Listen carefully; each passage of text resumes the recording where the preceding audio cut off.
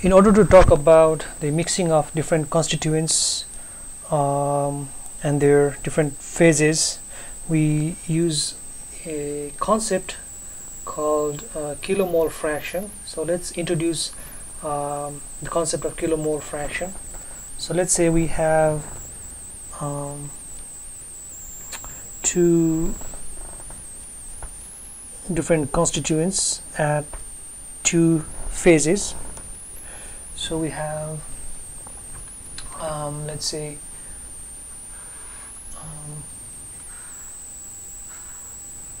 phase constituent 1 and constituent 2, and they are in phases alpha and beta.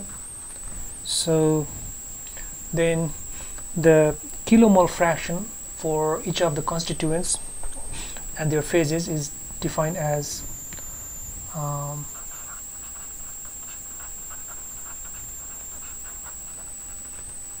so for constituent 1, the kilomole fraction of phase constituent 1 in alpha phase is number of moles in alpha phase over the total number of moles of that constituent. Okay. Likewise, the kilomole fraction of constituent 1 in beta phase is defined as number of moles of that constituent in beta phase over the total number of moles of that constituent. Likewise, the kilomole fraction of constituent 2 in alpha phase is number of moles of that constituent in alpha phase over total number of moles of that constituent, and kilomole fraction of constituent 2 in beta phase is defined as number of moles of that constituent in beta phase over total number of moles of that constituent. Okay, so then so we can write from each of these definitions, we can write n1 alpha is equal to n1 x1 alpha. Okay, so the total number of moles or total moles of constituent 1 in alpha phase is given by total number of moles of constituent 1 times its fractional mole in that phase of that phase.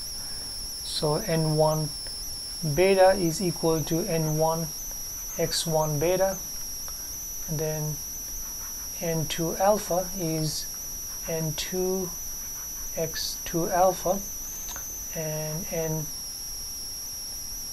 n2 beta is n2 x2 beta. Okay, and then we also have the constraint that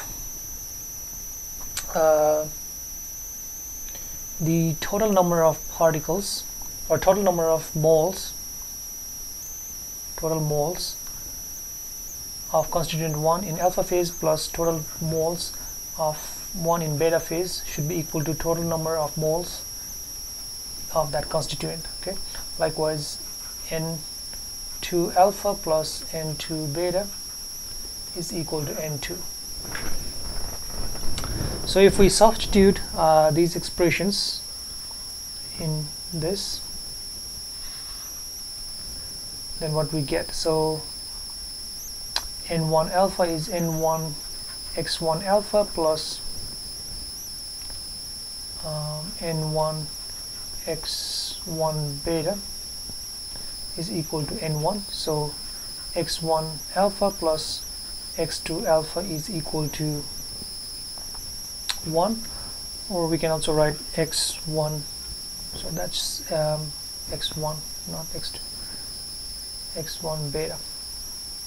So x1 alpha is 1 minus x1 beta. Likewise here we can get x2 alpha is equal to 1 minus x2 beta. Okay, so that gives us the relationship between the fractional kilomole of the different phases. Okay,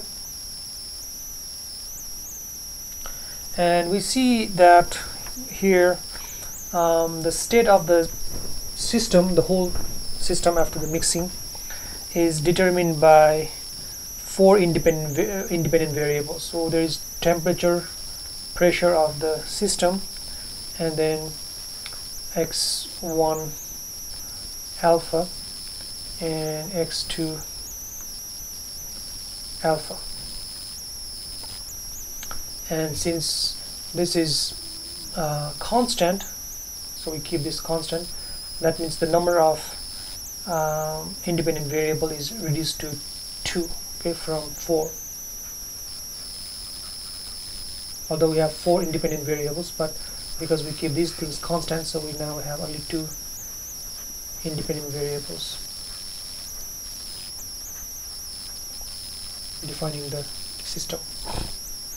Now we can generalize this for multi-constituent and multi-phase system, keeping T and P constant, and then we will derive the equilibrium condition for the multi-constituent multi-phase system.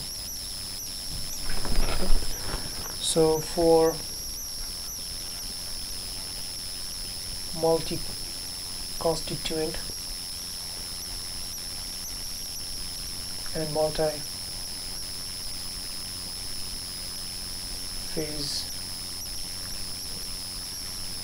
system,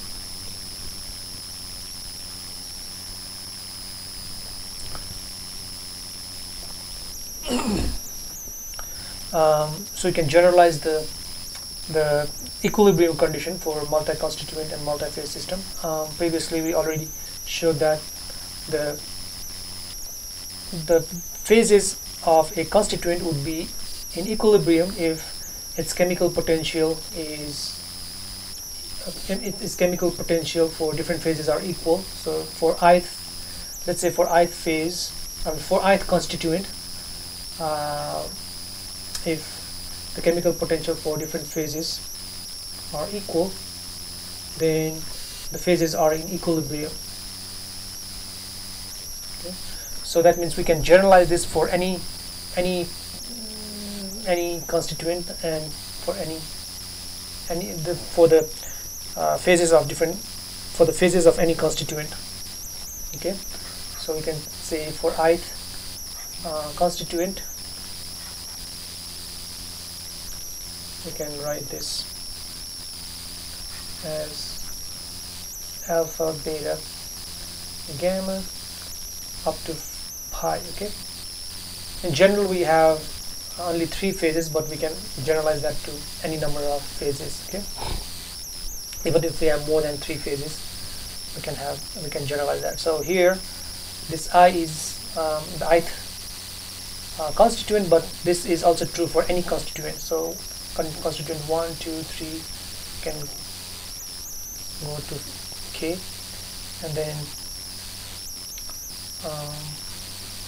then for each of the constituents we can write the kilomole fraction. The kilomole fraction for each of the constituents are xi gamma, so where gamma is all these alpha, beta, gamma.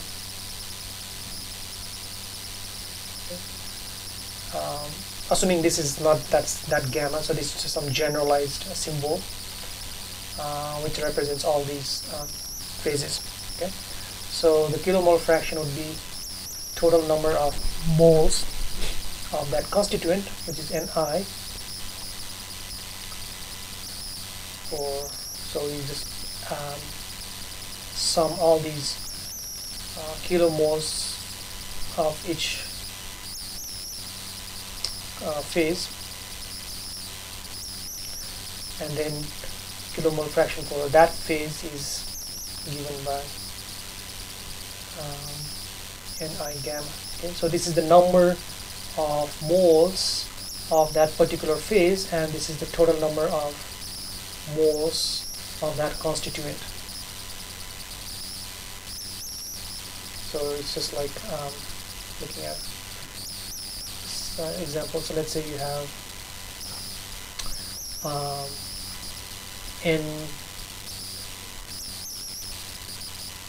Ni alpha, this is Ni beta, and this is Ni gamma. So the total number of particles, or total number of moles of this whole thing, is this ith constituent. This is ith constituent, is that denominator, whereas we are finding the kilomole fraction for each of these phases. Okay, so that's, this thing is kilomole fraction of this particular phase, and if I want to find the kilomole fraction of this one, then I need to have a different like this will be beta. Okay, so here again I could be like 1, 2, 3 different kind of constituents, and gamma could be alpha, beta, gamma, different phases. It goes up to pi.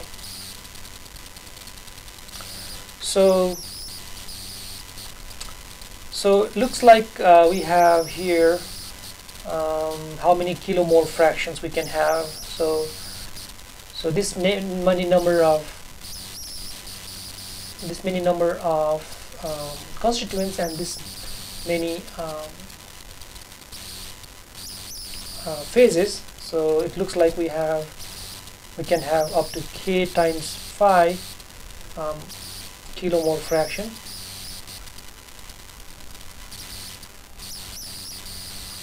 But in fact, if we look at this example above here, so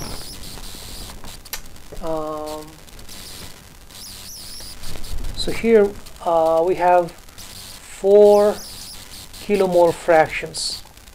Okay, but because of this relationship, okay, this relates the two phases, so this reduces the number of kilomole fraction. Okay, so although we have 4 kilomole fractions here, but these two, this is basically just related to that with this equation, so we don't even need 4 kilomole fractions, we only need 2, okay, given this relationship. So that means, although this relationship tells us that there could be k pi kilomole fractions, but because we have this relationship, this this addition of fractional kilomole is equal to 1, so we have pi number of this kind of relationships between the kilomole fractions. So that means the total number would be then k pi minus pi. Okay, so that's the number of kilomole fractions we can have, and keeping T and P constant, and then so we also have T and P, so we need to specify that. So that means there would be 2 plus k pi minus pi number of independent variables.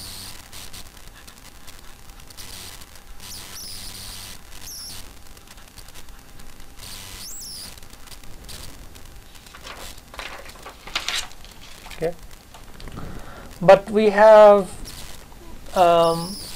these equilibrium conditions.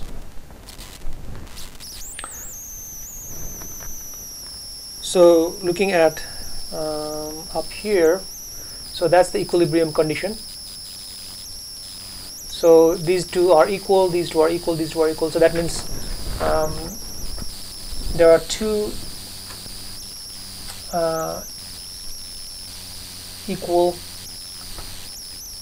there is always like equality sign between two. That means the total number of equilibrium condition is pi minus 1 times, so this is pi minus 1 for different phases, and then we have k number of constituents, so k times pi minus 1. Okay, so that's the number of equilibrium conditions. So with that, so our independent variables would be now reduced to 2 plus k pi minus pi minus k pi minus 1. Okay, so we need only this many number of independent variables to specify the system. So this is also called degree of freedom.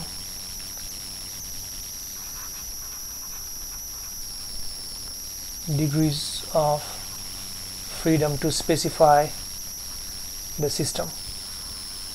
Okay, so f would be then 2 plus k pi minus pi minus k pi plus k.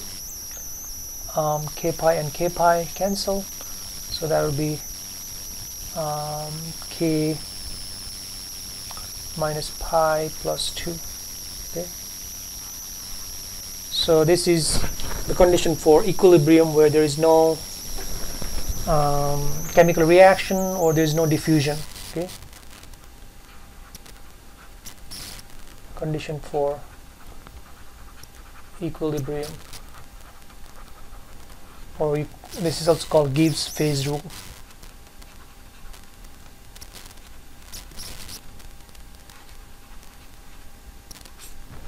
Okay, so now let's talk about the Gibbs function, or difference in Gibbs function, or change in Gibbs function for mixing process, and also change in entropy during the process, during the mixing process. So before we talk about the change in Gibbs function for mixing process, so let's introduce something called partial pressure. Okay, so when you mix different constituents, usually each constituent contribute a certain fraction of the total pressure. Okay, for example, so let's say you mix oxygen and hydrogen and nitrogen in a container, so oxygen will contribute to a certain part of the pressure. So you'll have total pressure of P. If pressure is P, then part of that pressure would be contributed by oxygen, which is called partial pressure of oxygen. Part of that would be contributed by hydrogen, which is called partial pressure of hydrogen, and part of that would be contributed by nitrogen, which is called the partial pressure of nitrogen. Okay, so we'll introduce partial pressure in this case.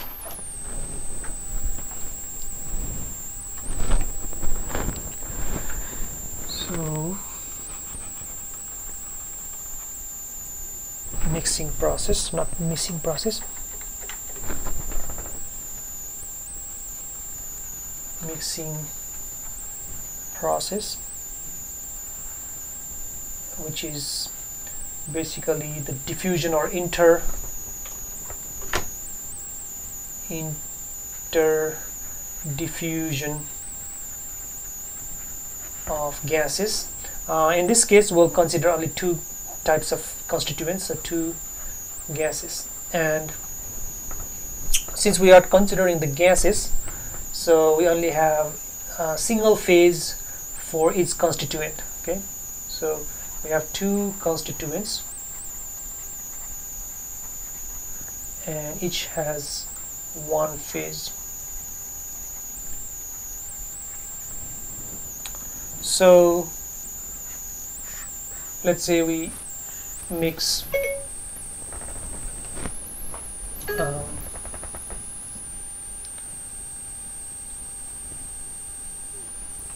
constituent 1 with constituent 2.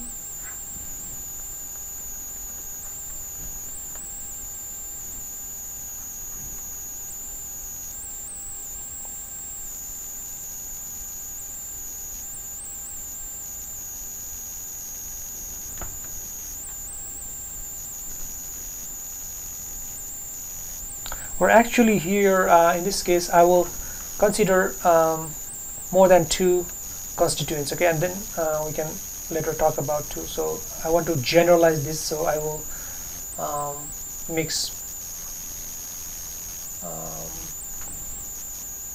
more than 2 constituents here. So then the kilomole fraction for each of these constituents, let's say for this green one would be x1,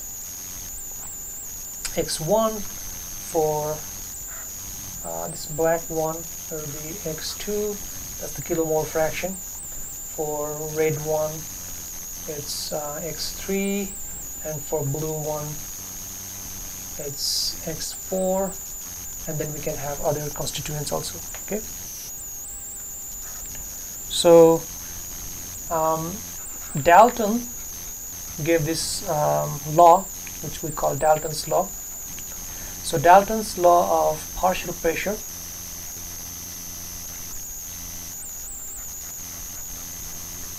states that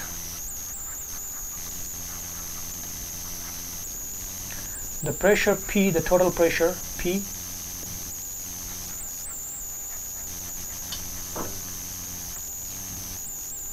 or here I mean the pressure of the jth constituent, let's say, which is the partial pressure or the pressure contributed by this particular constituent, the partial pressure of jth constituent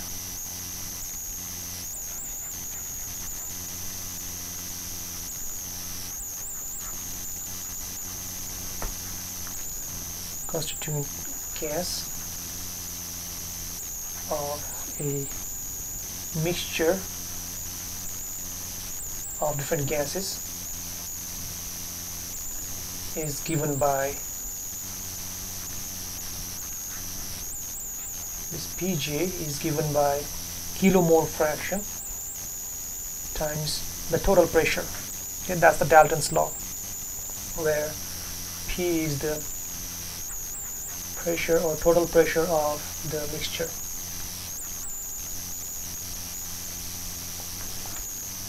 And let's suppose that the mixture of gases obey ideal gas law, okay.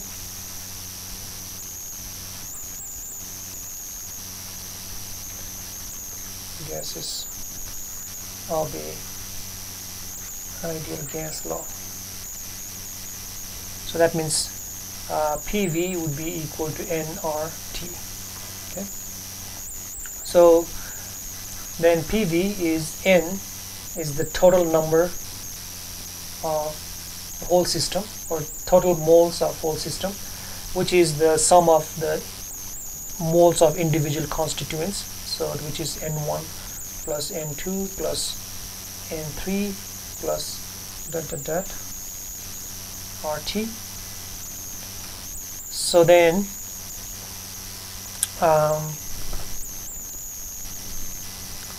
if I divide both sides by V, then I get P is equal to N1 over VRT plus N2 over VRT plus other terms.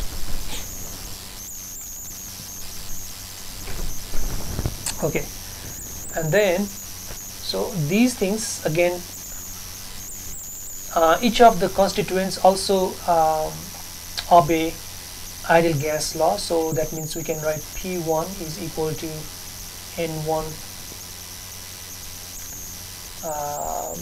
The volume is same for all because they are all in the same volume, so N1 RTV, okay, that's ideal gas law.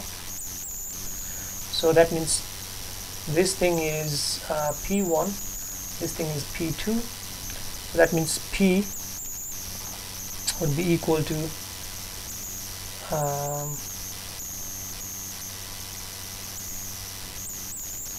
P1 plus P2 plus P3 and so on.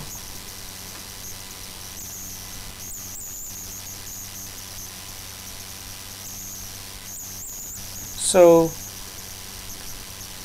then we can also write V, okay, from here. V is equal to N1 plus N2 plus other terms over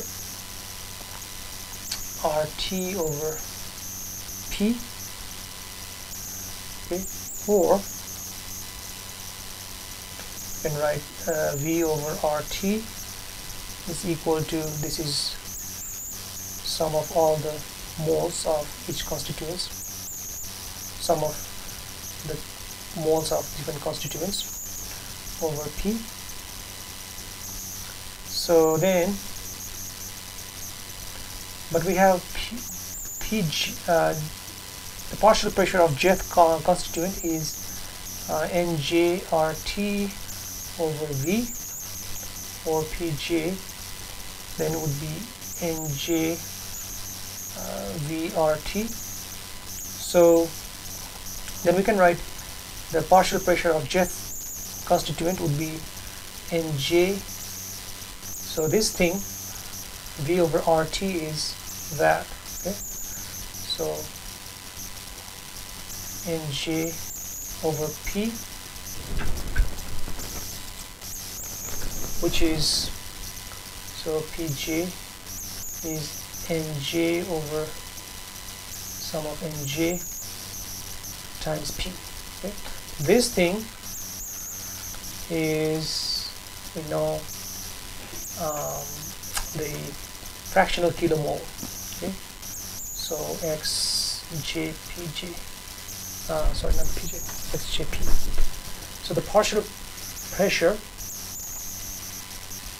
of jth constituent is its kilomole fraction times the total pressure, okay. That's the Dalton's law. I just showed you the proof of Dalton's law.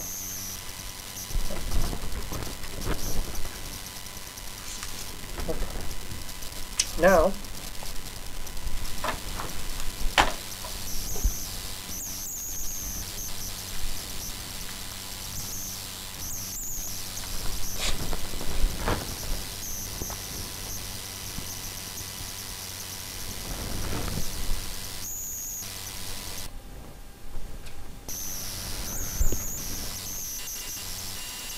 Now let's find the Gibbs function for the mixture, and then from that we'll find the change in Gibbs function for the mixing process. Okay, so the Gibbs function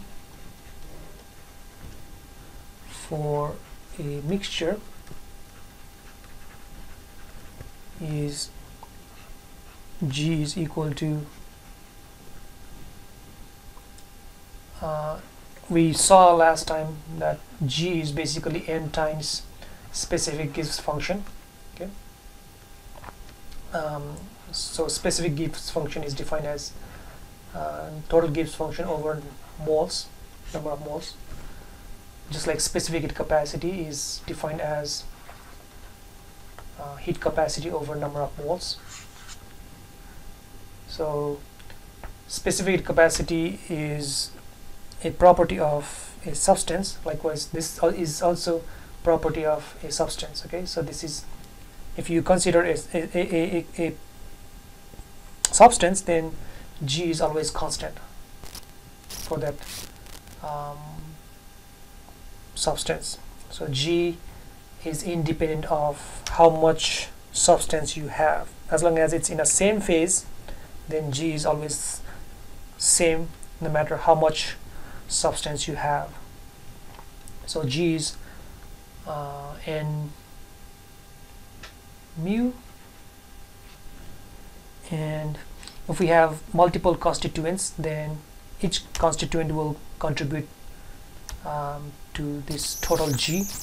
So in J means J, so let's say J goes from 1 to kth constituent. So here again mu J, let's not say mu J, so I don't want to use mu here. I want to use small g here for the specific Gibbs function. Okay.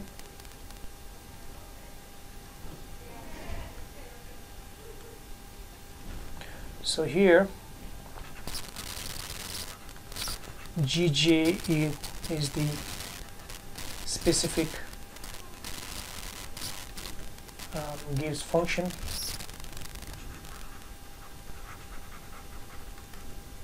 of the jth constituent.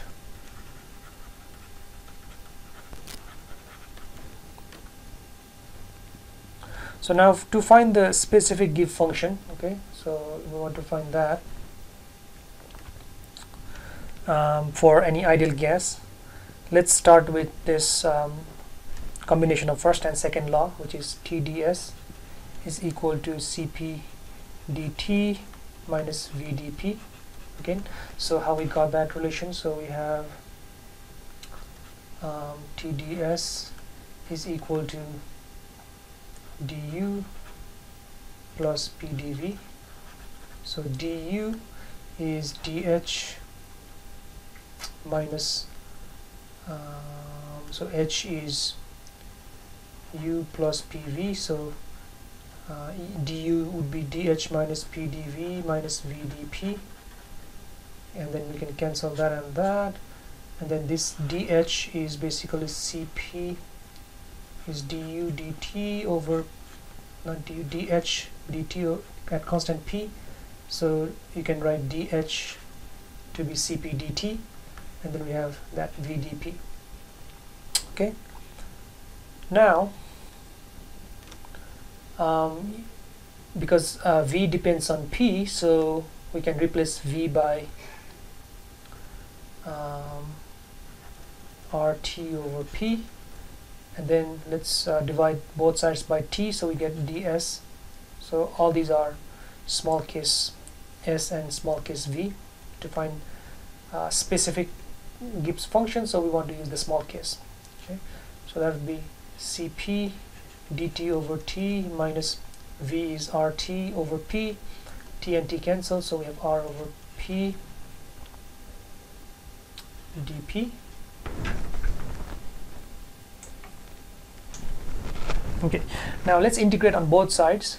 So integrate that, integrate that, integrate that, and consider that Cp is constant. So then we get S is equal to Cp natural log t minus R. R is constant, so natural log p, and then some constant. So let's say that constant is S naught. Okay, that's the integral constant or integration constant. And from the definition of G, specific Gibbs function, it's u plus pv minus ts, or u plus pv is h minus ts. So then also we have partial u, partial h, partial t at constant p is Cp. So if I integrate on both sides, then what I get? So I get h.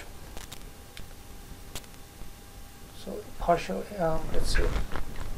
Here we have dh is Cp dt. So integrating both sides, I get h is equal to Cp t plus some constant. Let's say that's h naught. Okay. Now we can write this G as G is equal to h is that, so Cp t plus h naught minus t, and then S is that. Okay, so Cp natural log t minus R natural log p plus S naught, or So G is equal to CPT plus H naught plus or minus T CP ln T minus RT ln P plus TS naught.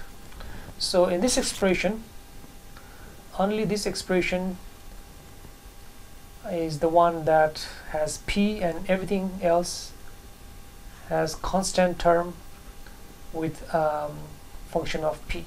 Okay? So we can combine all these expressions and call that a function of T. Okay?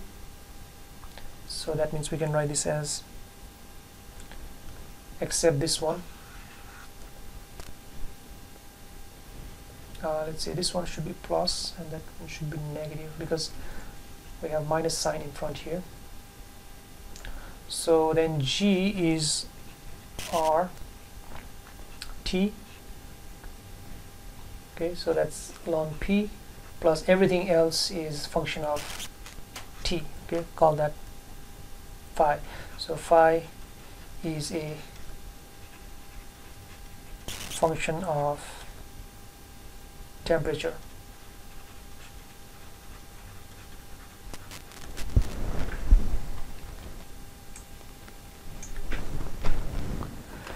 Now let's say, to simplify our discussion, let's say we mix only two constituents or two ideal gases. Say we have ideal gas 1 and ideal gas 2, and we have N1 moles of kilomoles of ideal gas 1 and N2 kilomoles of ideal gas 2, and both are at the same temperature and pressure. Okay, so we mix that by removing the partition or diaphragm. Okay, it's basically the same container, we're just removing this partition. So after mixing, the total number of kilomoles would be N1 plus N2, and the temperature would be same. So this is initial state, and that's final state.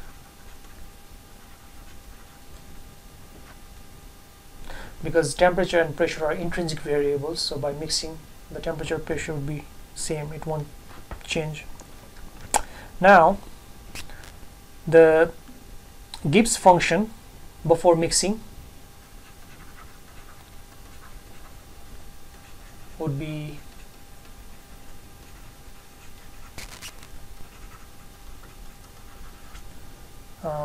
let's say that's GI, so that's Gibbs function of this one, which is N1 times specific Gibbs function for 1 before mixing, let's call before mixing to be I, plus N2 specific Gibbs function of 2 initial. Here we already defined what G is, so G1I is from this definition RT ln P plus phi 1. Okay, pressure is same, so we don't need to write the subscript for that. So G2I is RT ln P plus phi 2.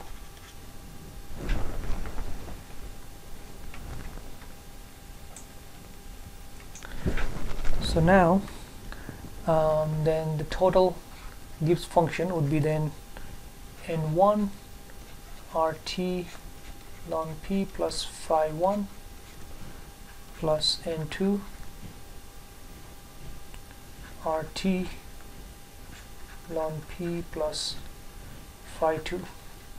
Okay, so although phi 1 and phi 2 both are the functions of same temperature, but the functions themselves are different, because the functions have CP and the CP can be different for different gases. Okay? If you mix hydrogen and helium, then they may have different specific capacity at constant pressure. So different for different constituents, and since phi has Cp in it, that means phi is also different for different constituents. Okay, so that means we cannot just write phi instead of phi 1 and phi 2, so we need to separate phi 1 and phi 2. So now this is the initial Gibbs function, so the final Gibbs function after mixing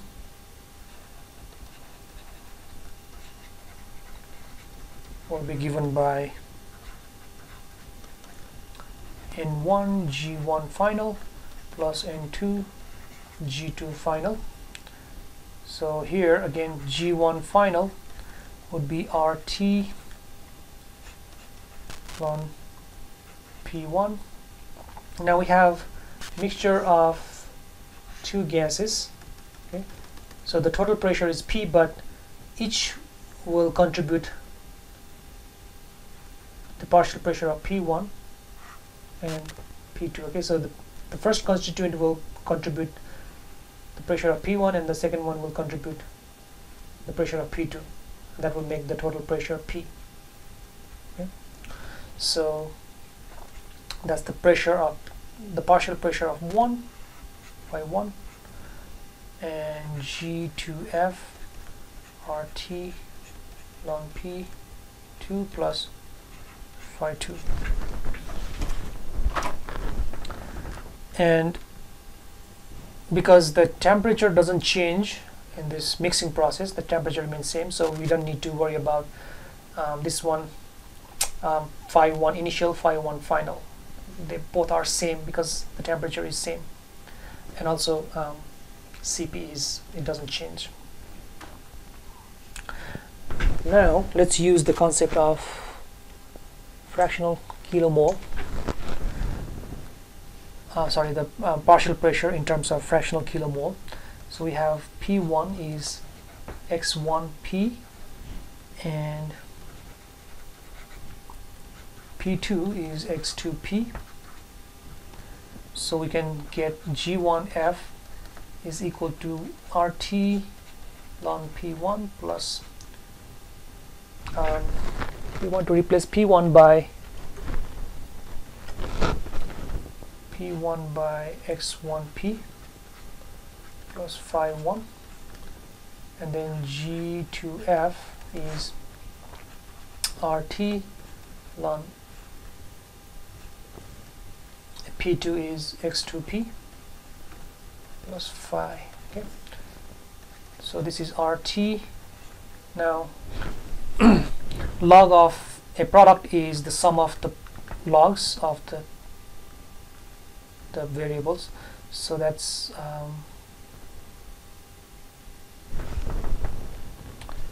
so that would be ln P plus ln X1 plus phi. G2F is RT ln X1 plus ln P plus phi. This is phi 2. So the total Gibbs function final would be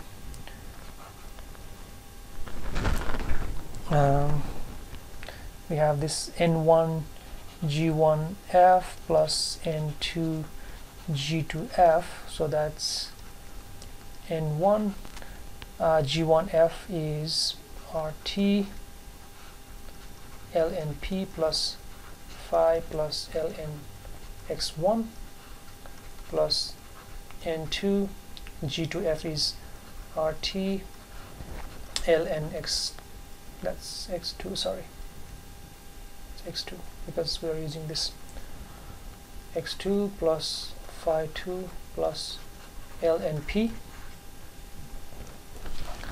Now let's define a quantity called mu, which is ln. We'll define this quantity to be mu, so this whole thing actually. So mu is RT ln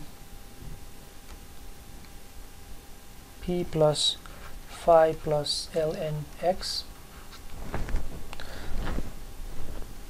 So that means we can write GF as N1 mu1 plus N2 mu2, and you will see why I used mu to denote that.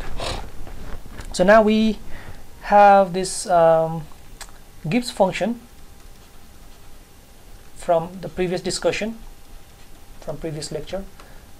So we got the total Gibbs function to be G is equal to sum of mu j and j. J goes from 1 to some m. So if we compare this equation with this one, okay, for two constituents this would just be mu1 n1 plus mu2 n2, and this equation, this mu is chemical potential.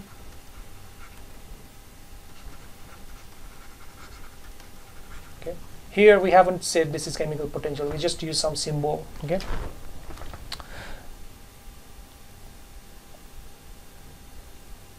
so that means we see that these things are, if we compare this one with this one, then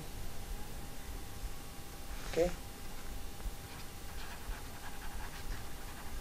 comparing these two, we see that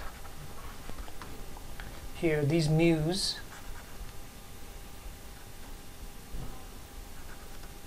the mu is the chemical potential. Okay, that's why we use mu to denote that. Okay.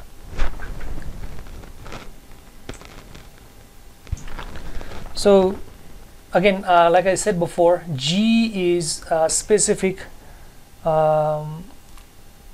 Gibbs function. So they are the characteristics of the constituents or characteristics of a substance. So they are same no matter how much substance you have. Okay. So since G1 and G2 are properties of the constituents,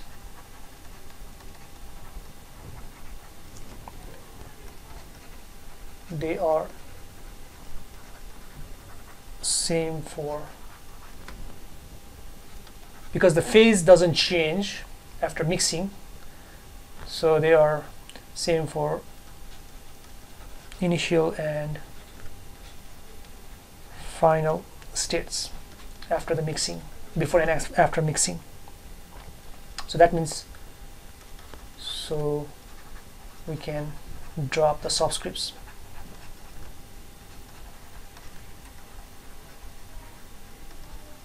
Subscripts on G, like we have this expression for G. So G is N1 G1I plus N2 G2I. So we don't need to write this I because it's irrelevant. Okay, so we can write this as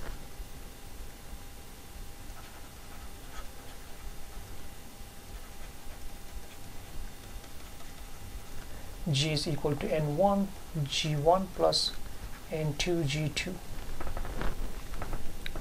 So that means now the main purpose here is to find this change in Gibbs function during the mixing process. So now delta G would be final Gibbs function minus initial Gibbs function. So we already got the expressions for these. So For final, we have n1 mu1 plus n2 mu2, and for initial we have n1 g1 plus n2 g2. So this would be n1 mu1 minus g1 plus n2 mu2 minus g2. Okay, that's delta g.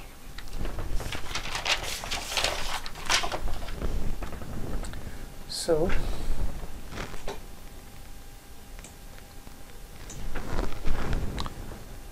now delta g, now let's replace the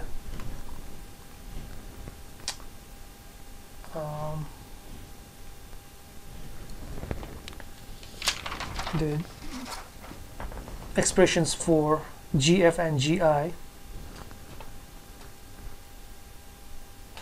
So gf minus gi, so here gf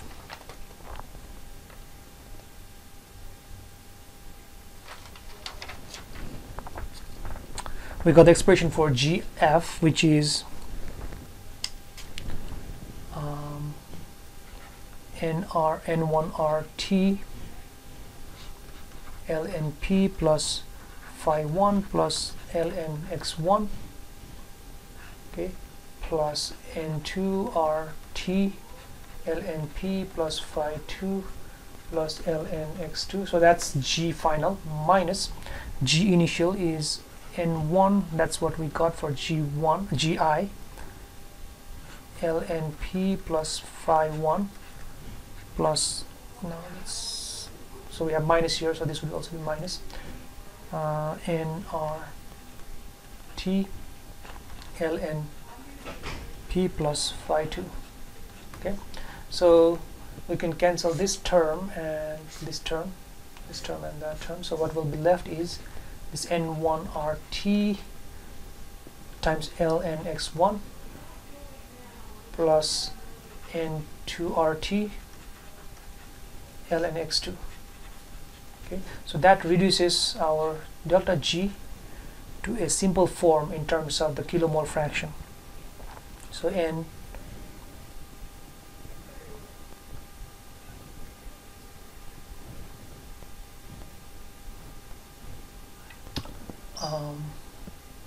n1rt ln x. By the way, we can also write n1 in terms of kilomole fraction. So we have n1 is equal to basically we already showed that in the very beginning. So x1 is n1 over total number, x2 is n2 over total number. So n1 would be n times x1 rt ln x1 plus n2 is n times x2 rt ln x2. So then delta g can be written as n times rt x1 ln x1 plus x2 ln x2. Okay, so that's the expression for delta g.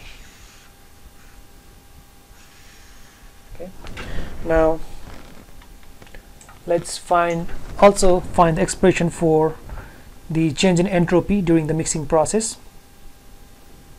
So we know from the reciprocity relationship in Maxwell's equations, when we derive the Maxwell's equations or Maxwell relations, we got this reciprocity relation. So S is negative delta G, negative partial G partial T at constant P. So since we want to find delta S, so apply delta S on both sides, we can get partial T delta G at constant P. Okay, so that means delta S, now we have delta G already given by this expression, so taking that expression, derivative of that expression with respect to T, we'll have nr and then rest is just as it is.